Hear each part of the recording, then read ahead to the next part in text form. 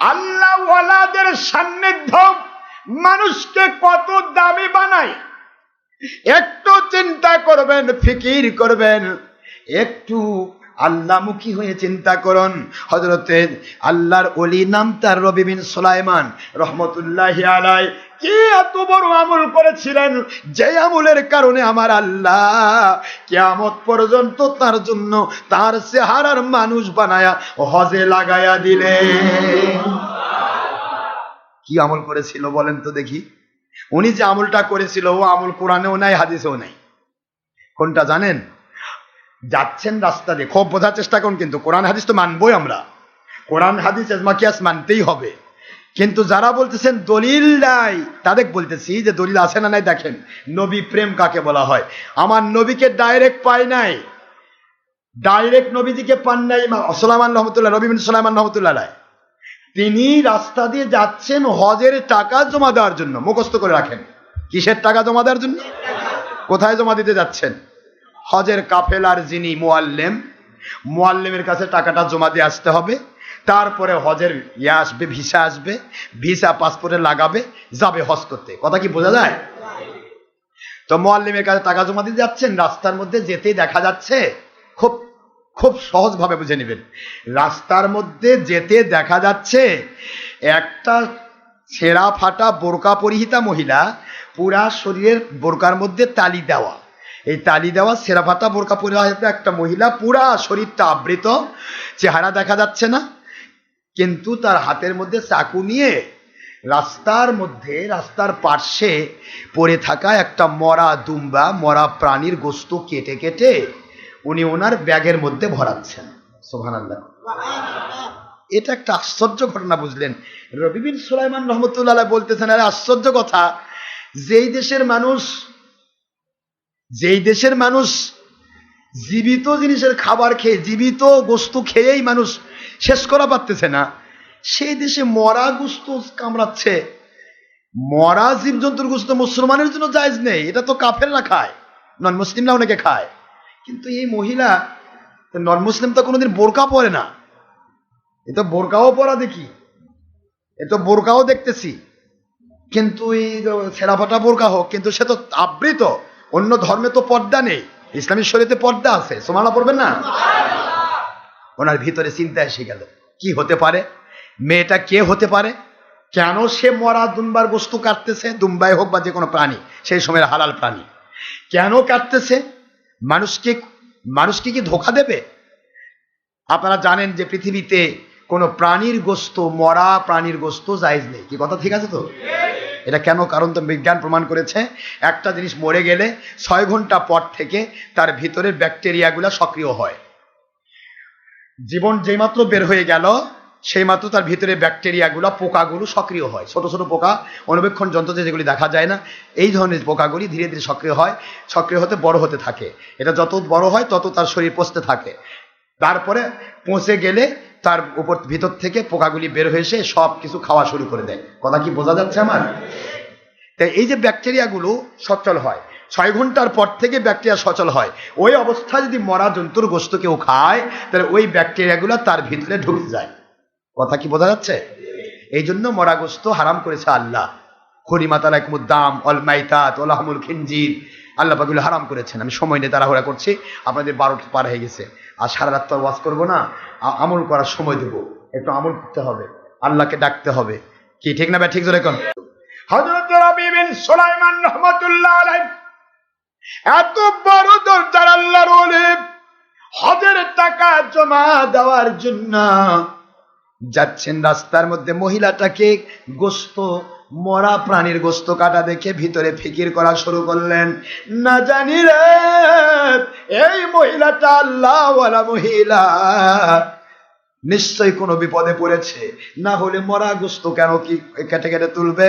তিনি পিছন থেকে ফলো করতে লাগলেন, বহুদূর থেকে ফলো করতে করতে মহিলাটার দিকে খেয়াল রাখলেন, গোশতগুলি কেটে কেটে তার পুরা ব্যাগটা ভর্তি করে বাড়ির দিকে যখন যাচ্ছিলেন, রবি বিন সুলাইমান রহমতুল্লাহ আলাইহি ভাবতেছেন, একটা মহিলার সাথে রাস্তার মধ্যে গল্প করা, কথা বলা সম্ভব নয়।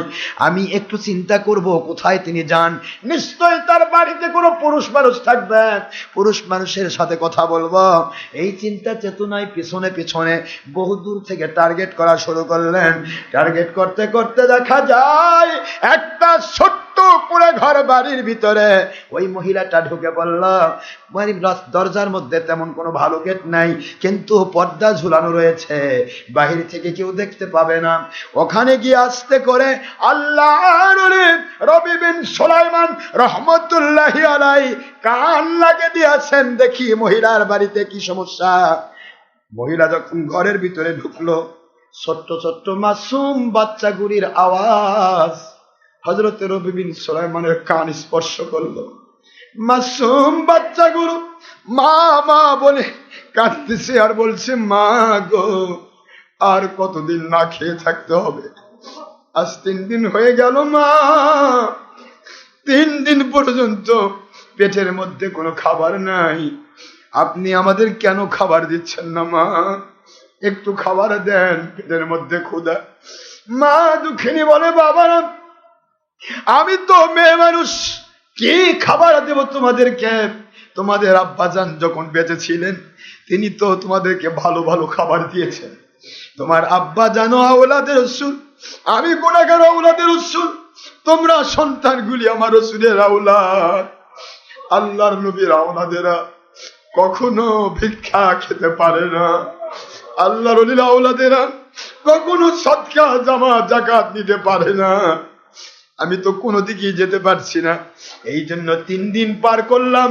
3 দিন যখন পার হয়ে যায়, মুসলমানের জীবন ধারণের জন্য মরা প্রাণীর গোশত খাওয়া আমার আল্লাহ মুবাহ করে দিয়েছেন।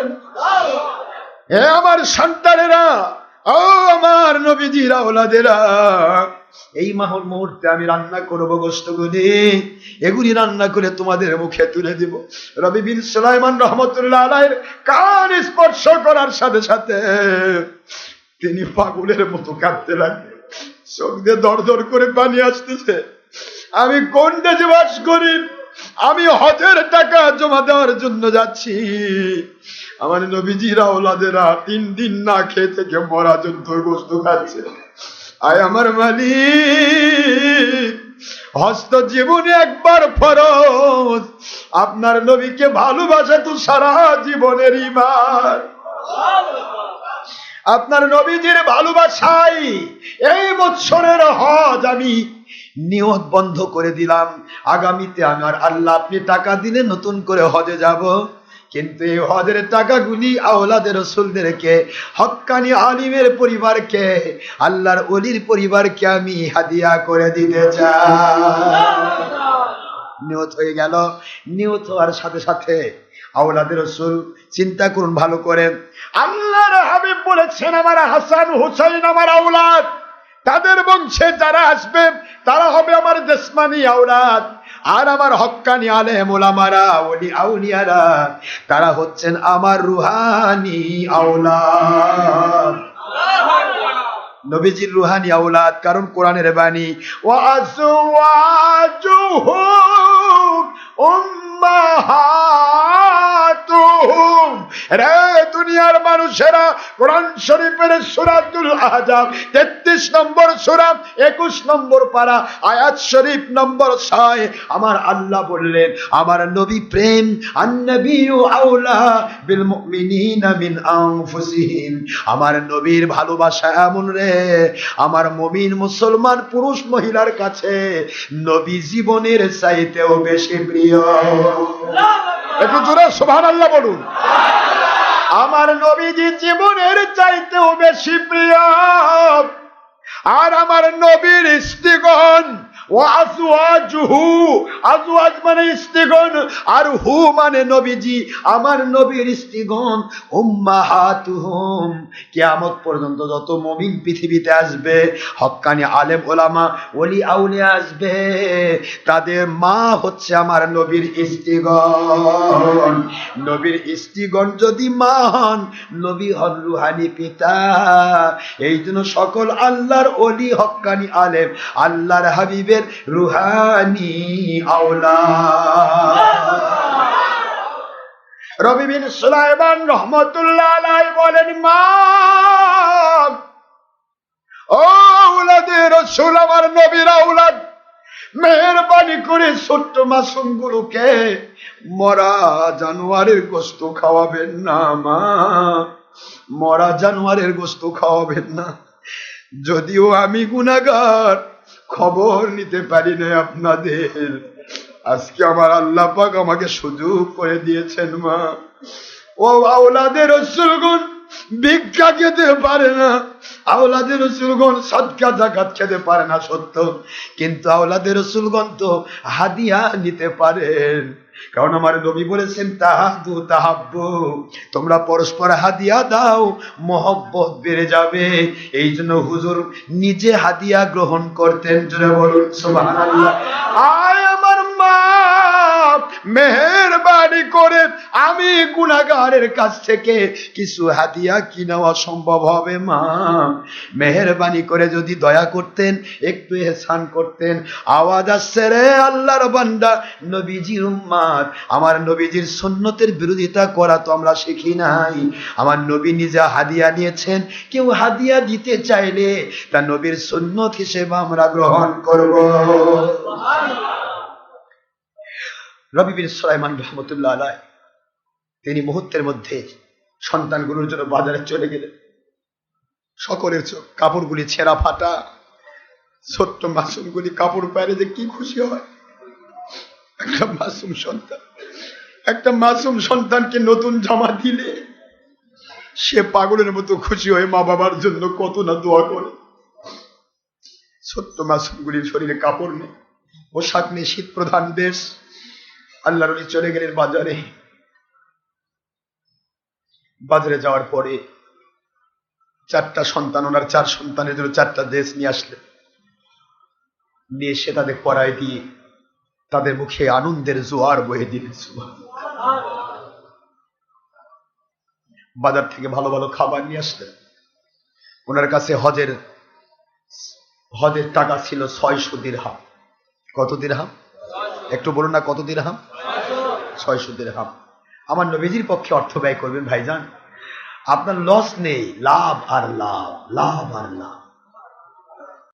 আল্লাহর ওলি হযরত রবি বিন সুলাইমান রাহমাতুল্লাহ আলাইহি তিনি হজের 600 দিরহাম টাকা মহিলাদেরকে দান করে দিয়ে, হাদিয়া করে দিয়ে আল্লাহ পাকের উপর নির্ভরশীল হয়ে তিনি হজের নিয়ত করলেন। পরের বারে হজে যাবেন নিয়ত করে তিনি বাড়িতে গিয়ে শুয়ে পড়লেন।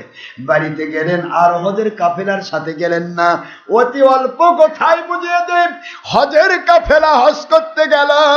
হজ করে বাড়িতে ফেরার পরে সকলে মিলে হজের কাফেলা আল্লাহর ওলি হযরতে রবি বিন সুলাইমানের বাড়িতে সবাই চলে যায়। ও আল্লাহর ওলি রবি বিন সুলাইমান, কি এমন উপকার, কি এমন ক্ষতি আপনার করলাম, কি এমন অপরাধ আমরা করলাম? আপনি আমাদের সাথে হজে যাওয়ার কথা ছিল, আমাদের সাথে গেলেন না, কিন্তু আপনি কার সাথে গেলেন? আমরা যখন কাফেলা নিয়ে হজের দিকে যাচ্ছিলাম, আপনি আমাদের সামনে সামনে হজের দিকে যাচ্ছিলেন।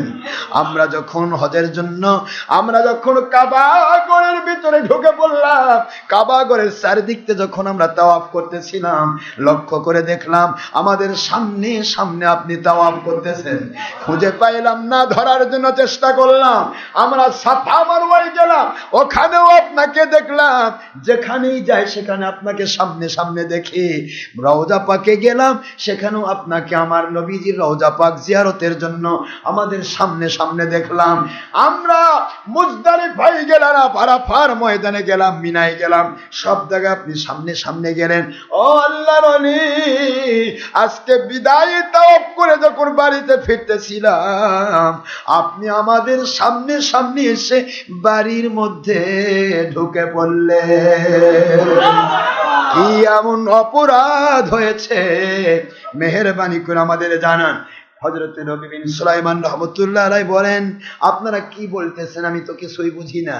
আরে ভাই, আমি তো হজে যাই নাই, আমি আমার হজের টাকা আমার আওলাদের রাসূলদেরকে খেদমত করার জন্য হাদিয়া করে দিয়েছি। কেন তোমরা বলছো হজের কথা? আমি তো হজ করব পরে নিয়ত করেছি, আপনারা কেন হজের কথা বলতেছেন? সকলেই বলেন, যদি একজন দেখলাম তাহলে তো কাজ হতো। আমাদের কাফেলার মধ্যে যতগুলো মানুষ ছিলাম সকলেই তো আপনাকে সব জায়গায় দেখেছি।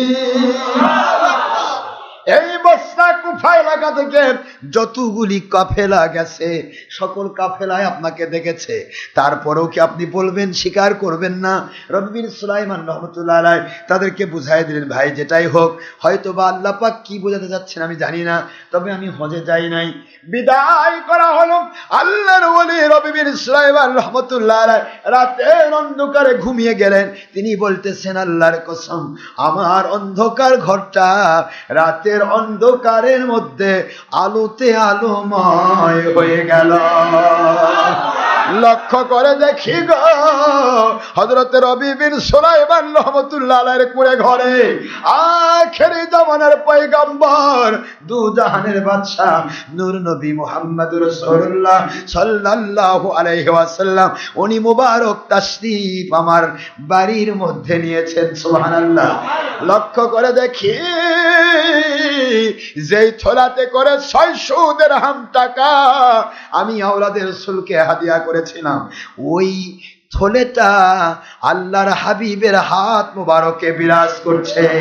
অফি রিওয়ায়াতে নুখরা, অন্য বর্ণনায় এসেছে হজের মৌসুম থেকে একজন মানুষের মাধ্যমে কে যেন ওই হাদিয়াটা, ওই জিনিসটা যেটাতে করে তিনি হাদিয়া করেছিলেন, ওই সুন্দর একটা চামড়ার একটা থলে ছিল, ওই থলেটা পাঠায় দেওয়া হয়েছে রবি বিন সুলাইমানকে দেওয়ার জন্য। যেটাই হোক, রবি বিন সুলাইমান বলেন, আমাকে আল্লাহর বন্ধু বলতেছে, রবি বিন সুলাইমান, আপনি যে হজ করেছেন, আপনার যে হজ কবুল হয়ে গেছে, আর কত মানুষ সাক্ষী দেওয়া দরকার। রবি বিন সুলাইমান, আপনি কি বিশ্বাস করছেন না আপনার হজ হয়েছে? ইয়া রাসূলুল্লাহ সাল্লাল্লাহু আলাইহি ওয়াসাল্লাম, আমি তো হজ করিনি হুজুর, বাস্তবে তো হজ করিনি।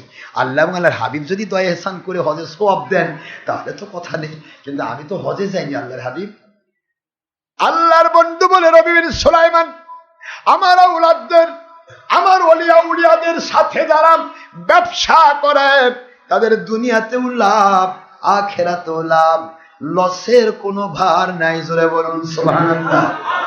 রবি বিন সুলাইমান, তুমি যে আমার আওলাদকে হাদিয়া করেছ, আমার আল্লাহ খুশি হয়ে ওই দিনই আমার আল্লাহ পাক দয়া করে ইহসান করে ওই হাদিয়ার থলাটা ভরে আমাকে হাদিয়া দিয়েছেন তোমাকে দেওয়ার জন্য।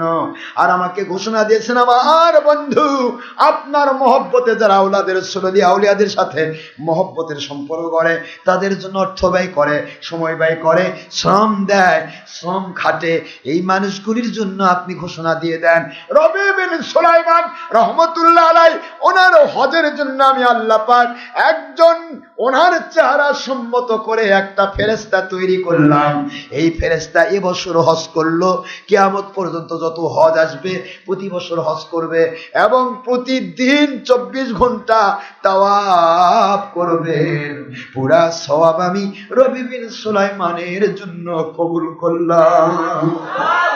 ও আমার হাবিব, রবি বিন সুলাইমানের জন্য আমি আল্লাহ পাক দুনিয়াতেও বরকত দান করলাম, হজের মর্যাদা দিয়ে তো ক্ষান্ত হলাম না।